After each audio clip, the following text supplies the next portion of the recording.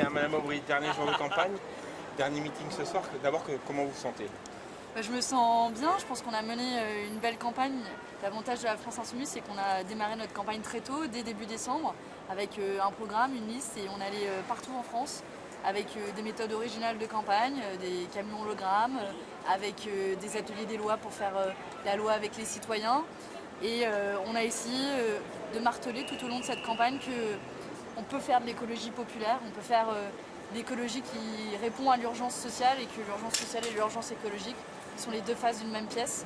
Et aujourd'hui, c'est un peu un point d'orgue avec la mobilisation des jeunes pour le climat, qui demande un changement radical de système et dans laquelle on se retrouve. Alors, dernier meeting, est-ce qu'on peut encore changer les indécis?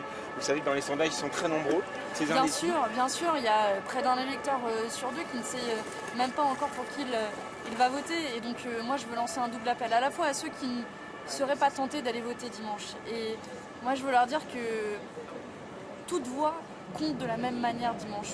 La voix de l'ouvrier, de l'employé, du banquier, du patron, et qu'il faut se servir de ce bulletin de vote pour envoyer un message très clair au gouvernement qu'on en a marre et on n'en peut plus de ces cadeaux aux plus riches notamment, et qu'il faut prendre à bras le corps la question climatique, et qu'il faut envoyer au Parlement européen des parlementaires de combat et qui se battront pied à pied contre les lobbies, contre les traités de libre-échange, et qui défendront nos services publics, défendront cette écologie populaire. Édouard Philippe, lors de son meeting ici à Valenciennes, pas très loin d'ici, mardi disait, il reste 4 jours, la campagne commence maintenant. C'est quoi, l'énergie du désespoir à vos yeux, ça? Je crois 4 jours pour une campagne, c'est court.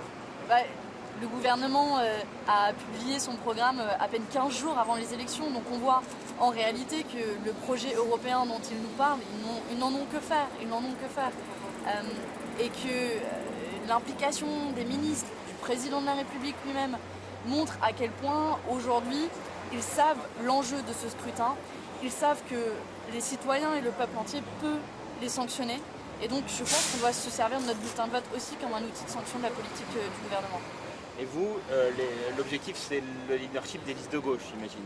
Vous savez, l'objectif pour nous, c'est d'envoyer un maximum de députés au Parlement européen. C'est d'affaiblir les forces politiques qu'on a en face de nous, qui sont d'un côté l'extrême marché incarné par la République en marche, et de l'autre côté l'extrême droite incarnée par le Rassemblement national. Seule la France insoumise est en capacité de déjouer ce duo mortifère et d'incarner une véritable alternative populaire. Merci beaucoup. Merci.